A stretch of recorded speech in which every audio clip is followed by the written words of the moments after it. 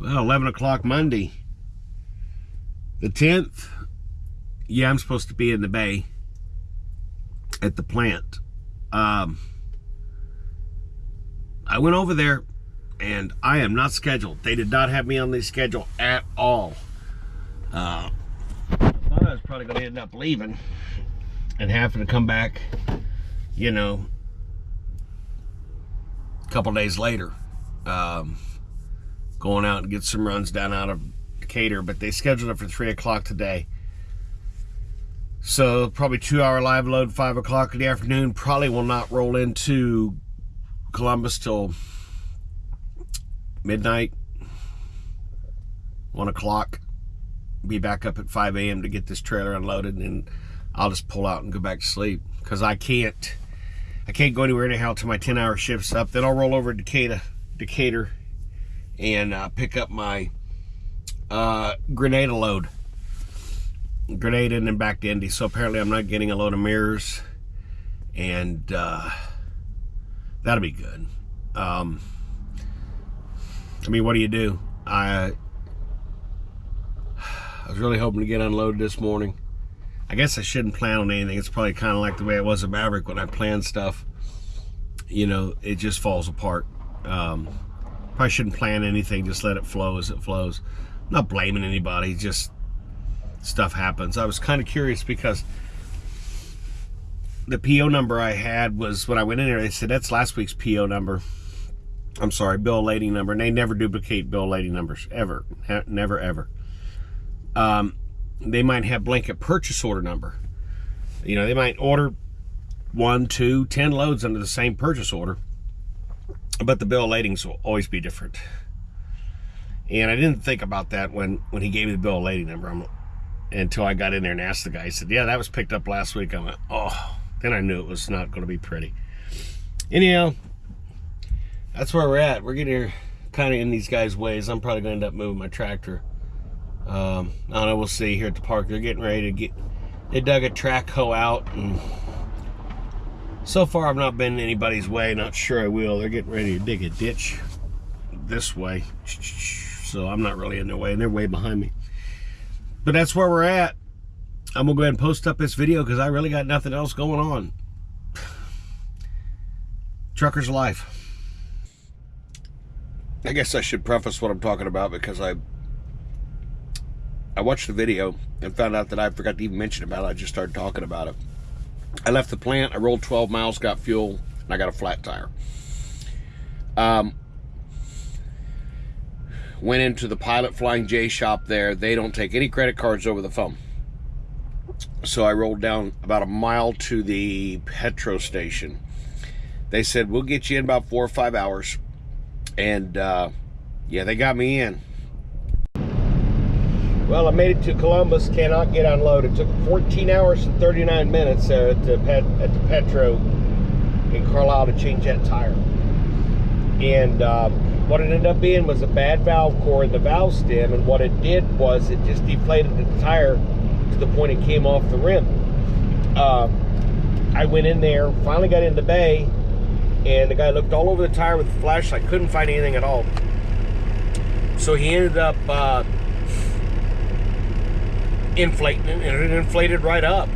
And then he leak checked it, and he found my valve stem was just pouring the air. I don't know what happened to it. Something got stuck in the core. I don't know. On these semi-tractors, they're real far inside the rim. You can't hit them with curbs or trash or garbage. Just the valve core gave up. So it ended up costing $90. And I had him go ahead and just check the tread depth on all the other trailer tires and go ahead and inflate them up. But yeah, I made it. Can't get them unloaded till in the morning. Kind of bummer, but I expected that when I left. I had talked to the boss and I said, I don't think I'll get unloaded. And they asked me for an ETA, and I gave them, and I got here and they're like, no, there's nobody, because they come in real early. They come in at 5 in the morning, I think. 41,954 pounds of glass. Not too bad of a shopping cart compared to last week.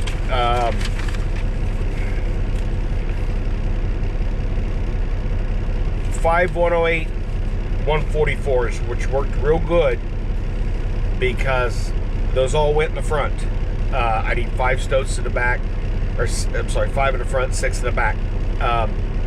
and I got to look at it. The weights are the same. They're real close to the point it doesn't really matter. I was kind of curious because the 100 by 144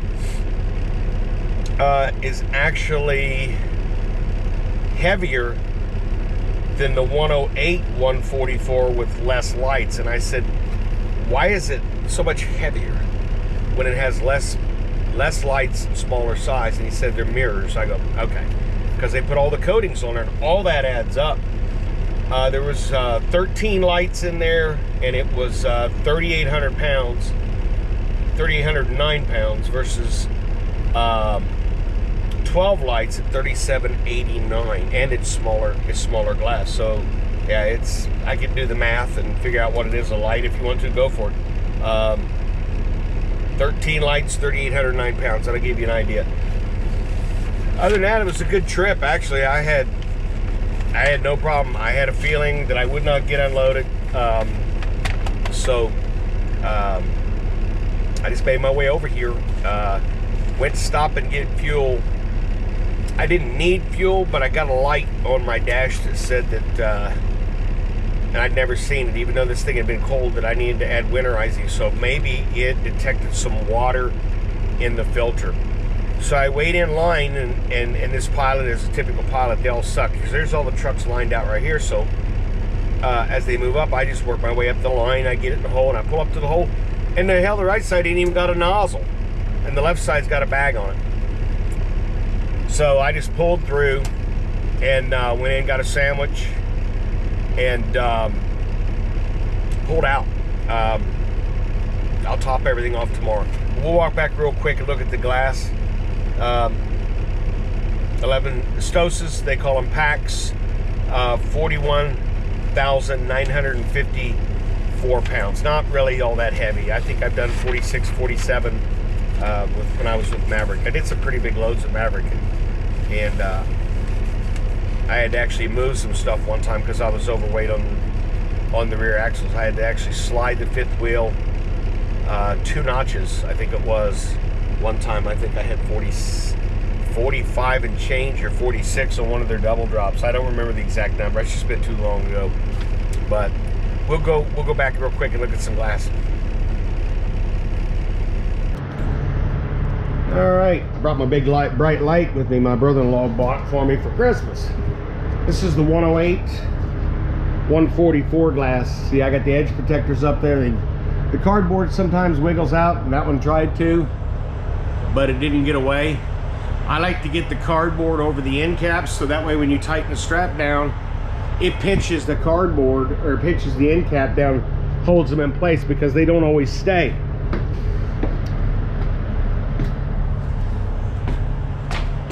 Here I didn't need any. These are 96 130s, so I didn't need any protection for the strap up top. Stop block is normal. Nothing moved. I mean, I don't even, as you can see, one light down here is wiggled out, which I talked about before, how I think it's the A-frames jiggling and they just slide the inside light out. But here I had, here's the mirrors. You can see they're longer. The mirrors was the 100 glass. So what I had to do was to protect the rope here, the rope that holds the end cap on, I taped a piece of cardboard, which has come untaped, but it stayed in place. It did its job. Because if I just wrapped the rope around the end cap, this glass would have cut it before I got a block away. This is all 10 millimeter. I didn't need to pack it. You can see how thick that glass is there. This was 2.7, if I remember, and I had to stuff it. Let's see what this paperwork says here. I guess it says 2.7. It's 3.2, but it's still below 5.